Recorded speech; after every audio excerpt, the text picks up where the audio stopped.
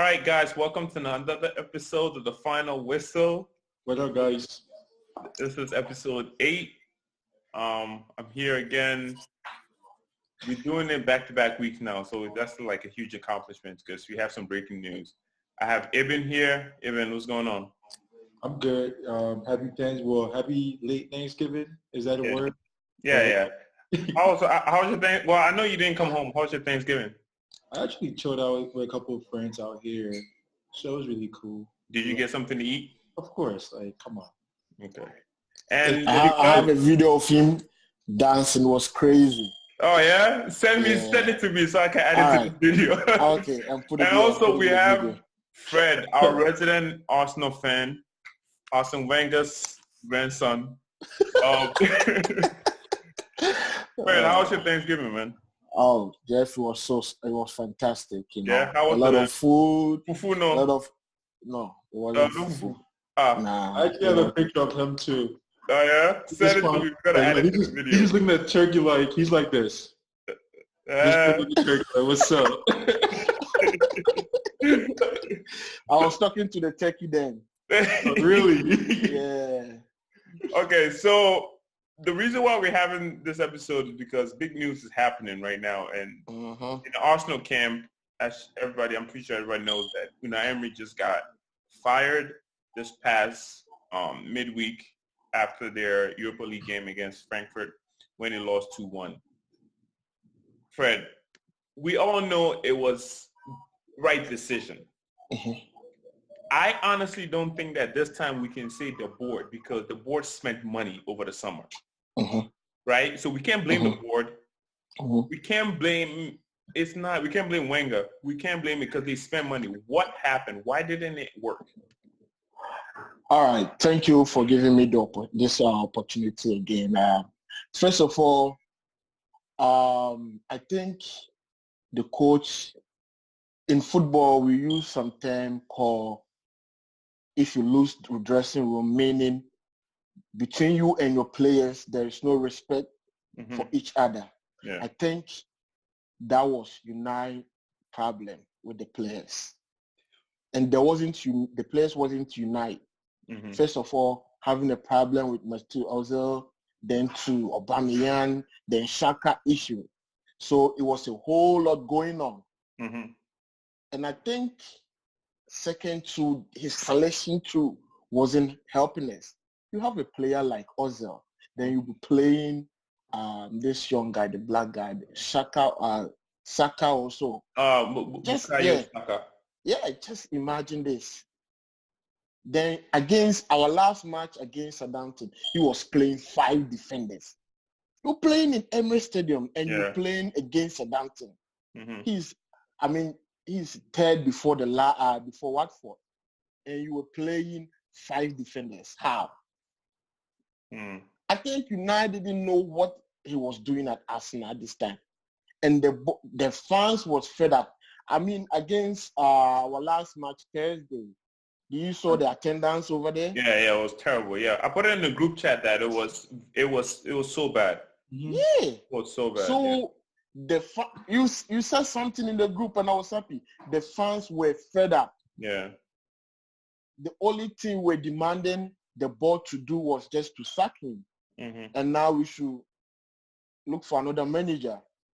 Now Fred Ljungberg have taken back. So if it goes on well for him, fine. They should make him the coach. If it doesn't go well for him, then there's a whole lot of coaches out there looking for a job. They should hire one of them, then take over from Unai. So I'm going to ask Ibn what happened. I'm going to come back to you and ask you who you think should. Because like you said, there's a lot of coaches out there. I mean, there's Allegri out there. There's Pochettino out there. There's a lot of big-time coaches. And Ibn, let me ask you what happened. What went wrong with Emery? Then we'll come back to who they should hire. Yeah, so with Emery, I feel like he got everything that he needed. When it talks about in terms of like spending, in terms of like players, he got what he needed. He had the support of the board. Yeah. This guy came about like 12 months ago. This is the second season, right? Right. Winning the league. So he was kind of like excused for a season based on like the transitioning that he had. So this time around, there is nothing that you can really say to just justify his case. Like, oh, I'm not. He doesn't deserve to be fired. This is not Pochettino. Pochettino's case is totally different. Yeah. With Emery, I think it was much more of like a language barrier. That's what I think. Good evening. I feel like I feel like good evening. Good evening. You're getting fired this evening. You know, so like I'm not trying to be disrespectful towards him, but I think that was what happened. Just translation of like messages from him to the players. And as to what Fred said earlier on, if you're a leader and you cannot really effectively communicate with your team, it becomes a problem. Like you're basically stuck in the shadow. Like I don't know what I'm doing. So once he lost it with the whole players and Arsenal fans, again, they've been desperate to win a championship for longest. So they're not really going to stand there and be like, "Hey, we're paying all this money and not winning." They're going to start boycott against you. That's what happened. So for him, I think it's not even it's the right decision taken by the board to let him go. And now in terms of replacement, there are a lot of options. But again, who's really going to like pick up an Arsenal team at this point? And if they do pick up an Arsenal team right there, what are they going to do with an Arsenal team at this point in the season? So the whole Emery situation is, I think to Fred's point, I honestly think that he lost the dressing room when he started benching Ozil. Exactly. I think, well, like on the outside, we don't know how much relationship some of these players have with other players. Like on the outside, we just see like, oh, Ozil's not working hard, whatever. But he might have a good relationship with a lot of players on the team. Like, you remember that incident when he got attacked and Kolasinac came into his defense and he was out here defending all that stuff?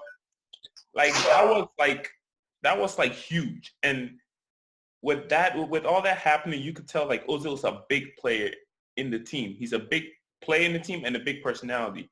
So I think when he started benching Ozil and results weren't going well, I think the players just stopped. Like they were looking at each other like, yo, we have this walk. I mean, you could say whatever you want about Ozil, but he is world class. On his day, he's unplayable, right? But when you started benching big-time players and the results are not going well, the players are going to start looking at you like, what are you doing? Or like you have no idea what you're doing. So I think that's what happened. He lost the dressing room and the players just stopped playing with him. Because I'm telling you, every single time, this is the same situation with Spurs. Every single time you are playing against a team that, let's say, you're better than and you keep losing, there's no way that Southampton should go to the Emirates and dominate. And if we're being honest, Arsenal were lucky to actually tie that game. Because they tied the last minute. They were lucky to tie that game. So if you look at it, it's just the players were fed up. They were not playing for him. He had a strong lineup against Frankfurt. This wasn't like a bunch of kids where against the Man United game, they play a bunch of kids and they lost. Which the Frankfurt game was like a lot of Aubameyang. Squad. It was a good squad. It was a good squad. And the reason why I don't want to blame the board is before the season started, I honestly thought that this Arsenal team was going to do it incredible. Because I thought, one, they signed players that they needed. They needed a left back. They signed it. They needed a center back. Okay, David Luiz is not the best center back out there, but he was an improvement from Mustafi. They upgraded that, right? They added a winger, one of the most promising wingers in Europe in Pepe. Okay. They added that, right? They added a midfielder, Ceballos. They added every position that they needed. They filled. And I thought that slowly the Wenger players and Wenger mentality was getting out of the club. And new regime is coming where they have a new outlook on the future. And it did not go as well as I thought, honestly. And this is like probably the worst way that it could happen for them. Yeah, I honestly thought Arsenal would do way better than they are now. Sure. And like the coach they don't care for the coach as much. Definitely, and I agree with you 100%. You remember when we did the prediction back in August, August when episodes, we were like, oh, Arsenal's not going to really finish top 4, and the season kicks off, and then like they went like back to back, and then all of a sudden we're like, whoa, what just happened? So, and I think the style of play too, all the coaches got it early. Mm-hmm. Like now, what is happening to Pep? Mm-hmm. You see now, Pep, every team know how Pep been playing his game. Yeah. Correct. So I thought Unai was like lacking ideas and didn't know. And look, a whole Arsenal, you have Aubameyang, Lacazette, Pepe. Yeah. You have a lot of. We don't have a playmaker. We don't have a game changer. Well, you have Ozil, but Ozil was on the bench. Yeah, he was benching Ozil. So look, this time every Arsenal supporter was supporting Ozil, meaning, but still this coach wasn't listening. Sometimes you have to listen to the fans too, right? We have a whole lot of players which we don't have a playmaker in it. Come on. Yeah. Pepe, Go ahead. Look at the money we spent on Pepe. Mm-hmm. Arsenal, for the past years, Arsenal haven't spent that money before. Yeah. But it's nothing for you. Chelsea, imagine Chelsea. Let me chip in this. Imagine Chelsea did signing this season. Yeah. Look at how Lampard has built Chelsea. It's just wanting respect. Yeah. That's what it is. Yeah. That's why me. If you go to our next question, ask me. I will ask if I have like a voice to tell them who they should replace with. Yeah, go ahead. Start with that. Who do you think? I think they should look for one of our old players, either Patrick Vieira or. Arteta is there. Now, I think Corey Toure is Brendan Rodgers' assistant manager. Yeah. I don't know if he's ready for that. I don't know if he's ready. Look at Teta. Look at Teta. Yeah. So I like the idea Chelsea took. Mm-hmm. Beginning of the season, I gave Lampard 3 matches. And he has disgraced me. Yeah, I gave Lampard 3 matches. I even said he can use Chelsea team to qualify for the next stage for the Champions League. But look, use it, benching, Giroud playing, Abraham. Look. Yeah. So now. So you want a former Arsenal player as a coach? Exactly. Allegri. Now, because the bookies, I think it's Allegri is one of the favorites. And then Rodgers. What did Allegri, with the exception of winning the Serie A back-to-back, what did Allegri? Well, he won. He wins. He's a winner. It's all about mentality, though. It's all about mentality. Because if your team is now even Carling Cup and Cabo Cup, Arsenal cannot even win one. Yeah. Look. We were all shouting, "Winger out!" But at the end of season, we will have one trophy. FA Cup, yeah. Well, recent. FA Cup, Cabo Cup, we will have one. When Wenger was there, but now. So you went backwards since Wenger. Huh? You've gone. The club has gone backwards since Wenger left. Oh yeah. The only thing United did was to send us to the Europa finals with Chelsea. Mm-hmm. And even that one, look at how disgraced we were disgraced over there. Look at how this Chelsea team disgraced us over there.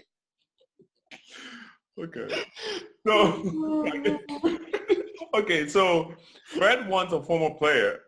Okay, Fred, give me one candidate. Who would be your dream scenario? Just give me one player. Well, would be perfect. I've seen Patrick Vieira coaching New York FC. Yeah. Then he went to Nice. OGC Nice in France now. And he's performing. So you want Vieira? Yeah. And I think because he's a legend, he captained the club for some years. He did good job over there.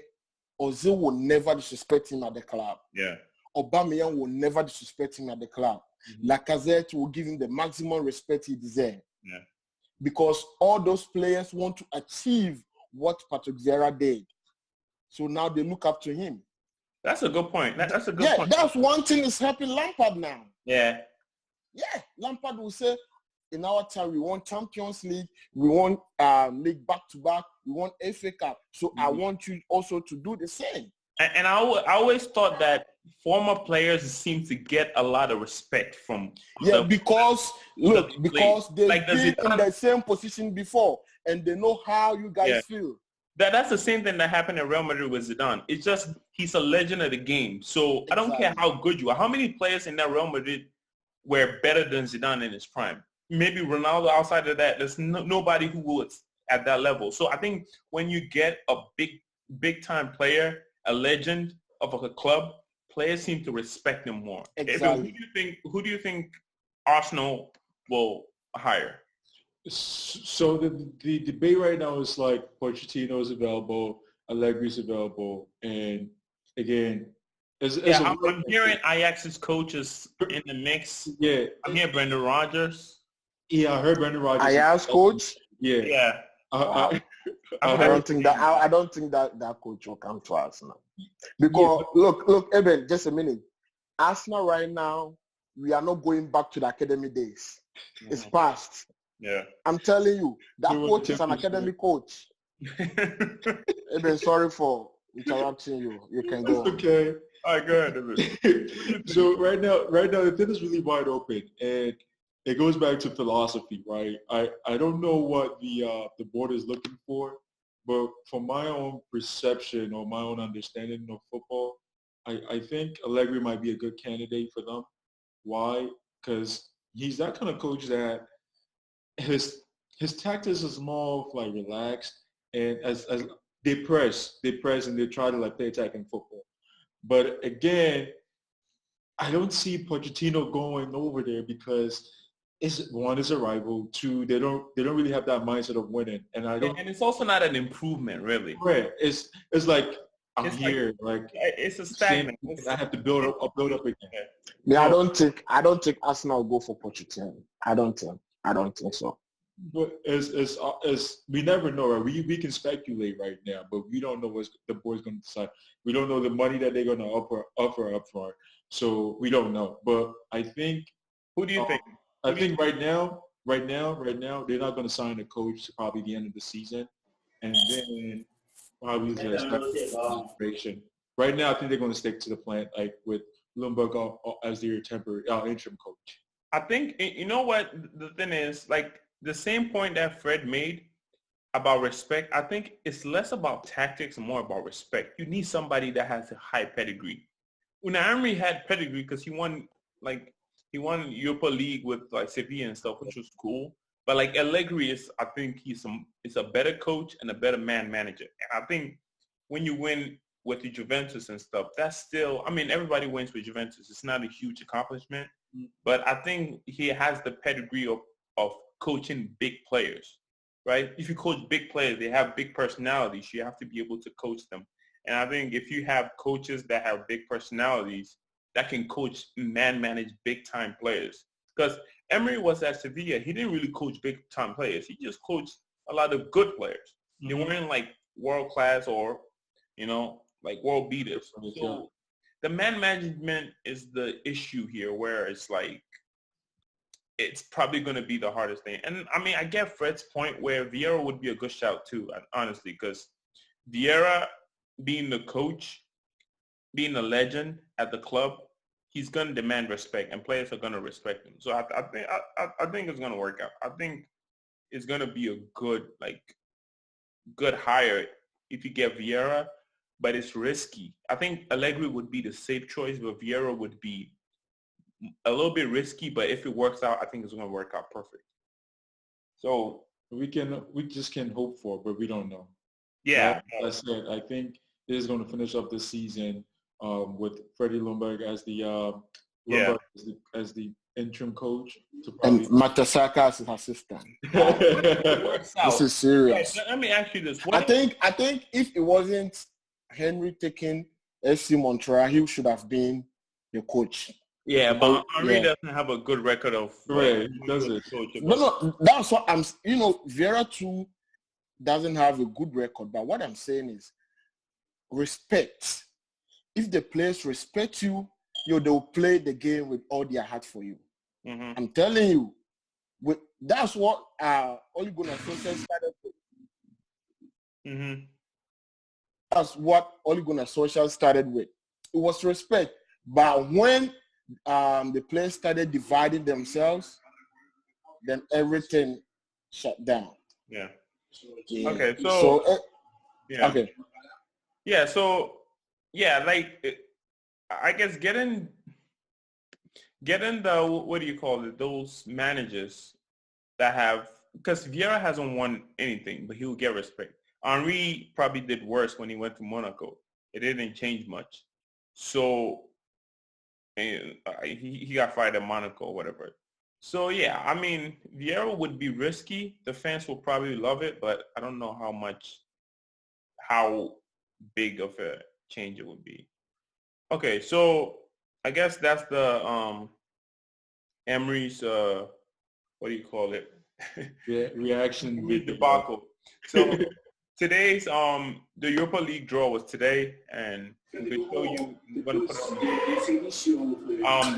There's a lot of big groups, but the biggest group out there obviously is Group F that has Portugal, France, and Germany, right? We have Netherlands, Ukraine, Austria, and the playoff winner. England, Croatia, Czech, and another playoff winner. Spain, Sweden, Poland, playoff winner. Portugal, France, Germany, playoff winner. I want to start with Group F. That's like the biggest one. The Portugal, France, Germany, and whoever comes out of the Group Path A playoff, which is Iceland, Bulgaria, Hungary, and Romania, which I feel bad for them, but those 4 teams, that's like get murdered. Eben, who do you think out of Portugal, France, and Germany, who do you think is going to go through? I mean, I think a third team can go through, but I want to focus on the top 2 winners. So who do you think makes it out of the group in Group F? This is really a hard call, but looking at recent performance, I still tipped Portugal to get out of this group, and then your World Cup champions and France. Why? So Germany's out. So Germany's Germany. Look, I always rooted for Germany, but like right now, I don't see them playing the football that they used to play like back like the past 8 years. Like they rebuilt it. So don't forget, this guy, Gnabry is on fire. Yeah, look, I'm telling you, this is a hard group. Yeah, it is. But this group, this group, I will never predict until the tournament starts. Well, this is what we're gonna do because it's new and it just got released. Eben can, share his opinion, but I'm not against his opinion, but I'm not gonna predict for that group. So they play like first or second. No, that's not how it works. You can't wait till they play and then you make your call. That's not. No, because look, that's the whole point of prediction. Yeah, look, Portugal. Mm-hmm. Portugal will not come and play over there. And now Germany too want to resurrect from the disgrace they've been past years. Yeah. After they won the Brazil World Cup. 2014, 2014 Cup. Mm-hmm. So now Germany too want to come back like a wounded lion. Yeah. And France too. France too having a good players. Though we can use good players to assess them. Yeah, but they're reigning champions. Well, I think Portugal and Germany will qualify. Really? Yeah. Yep. Mark it. Wow. I don't want to predict, but I would say Germany and Portugal will qualify. I think France and Germany. No. You know the good thing. Remember, we're 24 teams now, so 3 teams can actually qualify. Oh, okay. Let's play 3rd team. So I want to focus on the top 2. Well, for me, the top 2 will be Portugal, automatic, and Germany. Yeah. I think it's gonna be France and Germany. Okay. And Portugal might make it, but it's tough. What about? So let's go through the groups. Group A, right? So Group A, we have Italy, Turkey, Switzerland. Your top 2, Evan. So I have Italy and I have Switzerland. Yep. And then Rose third, because Will's, they're good, Gareth Bale, whatever, but this is an Italian squad that they're all they weren't over. perfect, right? They weren't perfect in qualifying. Yeah, so I think, and then Shaqiri and his brothers will do whatever they need to do. Switzerland's actually good. The last tournament they played really well. So yeah, I don't know. Okay. So, Fred, what do you think? Turkey, Italy, Wales, and Switzerland. It will be Wales and Italy. Wales and Italy. Yeah. All right, Group B: Denmark, Finland, Belgium, Russia. Belgium got it. Yeah, Belgium got easy, then Denmark. Forget about the rest. Russia, man. Well, Denmark. Yeah. So Denmark. I'm saying I'm going for Belgium and Russia in this group. Belgium and Russia. Yeah. I think Denmark. I think it's gonna be Belgium and Denmark. Finland, I'm not sure. Russia, I'm not sure. Well, so Group C, we have Holland, Ukraine, Austria, and the team that will qualify, which Georgia, North Macedonia, Kosovo, and Belarus. I'm pretty sure none of them really matter. So is this an easy one for Holland and Ukraine, or does Austria have a chance? It's definitely easy for Holland and Ukraine. Come on, there's not a match. Come on, Austria, Kosovo. Yeah, the tournament, yeah, but they're not that much better than Austria, though. Yeah, I think so. Yeah, Ukraine's it's not easy. Than Austria. Fred. Mm-hmm. Ukraine, Holland, Ukraine, Austria, and sorry, I think. Sorry, I think it will be Holland and Ukraine. Holland and Ukraine. Yeah. Okay. Ukraine, Croatia, Czech, and the group C. Croatia and England. Croatia and England, yeah. Yeah. Looks like. Yeah, I agree to that. I definitely Spain, Sweden, Poland, and another qualifier. Sweden. Have a chance. Slovakia, Bosnia. You said it's Poland. Poland, Sweden, Spain. It will be Poland and Spain for me. Poland and Spain. Yeah, they do have players. What about you, Evan? I probably agree with that. Yeah, of course. Like, come on, Spain's definitely going to finish top of the group. Yeah, but Poland and Sweden, that's a hard. I don't think that's no, Poland. That's going to beat Poland. They have Lewandowski. Yeah, on the day Lewandowski have forget about Sweden. Correct. Yeah, but Sweden they don't have Zlatan again. Yep. Okay. Yeah, so interesting. I mean, they play this tournament in 4 or 5 different countries all over Europe, and they're gonna play the semifinal and the final in England. So the tournament should be interesting. Okay, so let's end with the Ballon d'Or is Monday. Who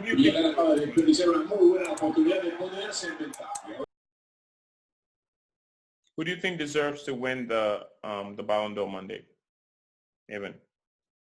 Well, they're going to claim Van Dijk, whatever, but I still think it's Messi's title to win. I don't really care. It's Messi's going to win it. You think Messi deserves it, or do you think he deserves it? What about you, Fred? Messi doesn't deserve it, but they will give it to him. So you think Van Dijk deserves it? No, Ronaldo. Oh, please. Stop it. Ronaldo deserves what? What did he do? What did Messi also do? Ronaldo actually more goals than anybody in Europe. The UEFA League, whatever. The league. That's a tournament. That's a friendly tournament. That's not. Oh, it's still a win if we're being. Yeah, of course. I'm a Ronaldo fan, but I'm just gonna say Messi deserves this. Wait, you trying to tell me that a friendly tournament that Ronaldo played 3 games or whatever, 4 games? Is there a trophy attached to the tournament? There is a trophy in the Emirates Cup in the preseason. Okay. Second, Second. Your boy Messi played in the Copa America. How did his team finish? Where did his team finish? That's not the same tournament as Goodbye. It's a tournament. A tournament is a tournament. UEFA Nations League. It's a tournament. Okay. It's a tournament. That's not a tournament. You can't say the same. That's what I just gave you. Imagine playing in the Emirates Cup in the preseason. You win it. You think it's like it's a tournament. So we're happy. Can we classify this as a tournament? It's a tournament. It's a tournament. UEFA classified it as a tournament. But, okay, so it's a tournament. That's why they give international break for them to play. It's a tournament. So if it wasn't approved by FIFA, there is no way. I think they used that points to rank them through in the correct. The Frank. So Jeff, so you think Ronaldo should win because he won that tournament? Yeah. Wait, you just said that. Who said Messi? I'm agreeing to what you're saying. The statement. If he was supposed to win it, then yes, that would be the justification of him winning it. But what are you talking about? Listen. How is Ronaldo gonna win a Ballon d'Or because he won the UEFA? That's not how you win it. Well, they're gonna base on things that you've done this season, right? Yeah, Ben, stop it. Okay, now you're talking crazy. This season.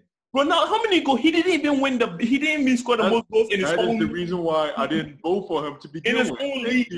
Also, you're aggressive. That's the reason why I didn't vote for him. So what are you saying? That's the reason why I voted for Messi. Okay, so I said, whatever, Jeff. What I'm saying is, I know Jeff is a Messi fan. I'm not a Messi fan, but that Ronaldo, I thought you would say somebody like maybe Bernardo Silva or something. He's the reason why Portugal went up to win the thing. Not Ronaldo. Come on, Ronaldo scored one goal in the tournament. It's still Ronaldo. They're going listen. Media always got the hype out. Ronaldo's team. Yeah, so they're going to use that to get him the title of the Ballon d'Or. The guy didn't even score the most goals in his own league. Yes, I agree to it. He lost to a 36-year-old guy. Correct. I agree to what you're saying 100% that he didn't score most of the goals. Jeff, Jeff is just Ronaldo hit. That's all. He hates Ronaldo for no reason. How can you justify giving Ballon d'Or to Ronaldo? I said Ronaldo deserves it, but they will give it to Messi. Oh, come on. So nobody thinks that Van Dijk has a chance. No. Maybe next year when he win the league, which I think they can win the league. I still think Liverpool will not win the league. Yeah. Yeah, Liverpool won't win. Well, they're going to win the league. They're going to win. It's 20 points. Look, you don't think they're going to win the league? I don't think they're going to win. Wow, that's breaking news. I didn't even ask you because I thought everybody would agree that. Nah. Look. Freddie's just a hater. I think he's... No. No. Liverpool, you know. You saw what the goal Gerrard gave it to them, Baba. No, but that's like... the same thing can repeat. 11 points. 11 points? Yes, come on. Look, let's pray they won't have no injury situations at their camp. The team to them is Leicester. The closest team to Liverpool right now is Leicester. And watch Leicester City too. Okay. What then? Leicester City might pull a surprise. I'm telling you. Win the league. They can. They've won one already and they can win it. No, I think look, that's those guys are on fire now. Jeff, Leicester City. Yeah, but like you're saying that they're going to win after 11 points. If Liverpool loses this league with 11-point lead to Leicester, not City, to Leicester, they don't deserve to win anything again. That's why I'm saying they don't deserve, so they won't win it. No, I'm telling you. Just hate Liverpool. Okay. All right, so yeah, that's our episode. I think everybody agrees that Messi deserves to win it. Unless I don't agree. Fred doesn't. I don't agree. Yeah. I don't know what Ibn's stance is, but listen, I think I tried to explain myself. I tried to explain myself, but you're all over the place. I'm not. You think I'm all over the place because that's what you... Okay, clarify it one more time for us. What is there to clarify? I think... Who should win the Ballon d'Or? I stated I'm going with Messi on this one. So and Jeff brought... and Fred brought up a point like Ronaldo has a chance to win it. And I was like, if Ronaldo's going to win it, they're going to base it on that UEFA Nations League tournament. That's what I said. What are you trying to say? I'm trying to say that tournament is not it's not justification to win anything. You would think, but then if the media is going to basically use that as their criteria in voting, that's what's going to make the breaker. I have never heard Ronaldo being a finalist in this thing, even. He's not even top 3. You never know. We have to find time and talk about this Ballon d'Or. I know. We don't really. He's not in top 3. That's why I'm like, where did he come from? Definitely. But what you call it? Delit, he's not even in here. This whole thing was between Van Dijk and Messi. Yeah, that I agree. And then you're gonna call Ronaldo. Fred is a hater. Look, the last time a defender. Yeah, Cannavaro. It was 2007. Yeah. Right? And after the 2006 World Cup, he won the Ballon d'Or. Yeah. So I don't think we need any defender now. No, and I don't think and nobody was putting up Messi numbers when Cannavaro won. So I don't think it's not even close. Yeah. All right. So yeah, that's our episode, guys. We talked about Unai Emery. Fred has voiced his frustration with the Unai Emery situation. So we'll see what happens at Arsenal. So any final thoughts, Evan? No, I'm pretty good. I just subscribe to our channel and share this video with your other friends as well. Yep.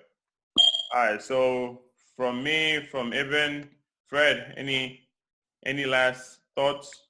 Well, as an Arsenal fan, and now Freddie Ljungberg and Per Mertesacker have taken over, I'm praying it will go well for them so they can give the team to them, because I prefer an old player to take over the team.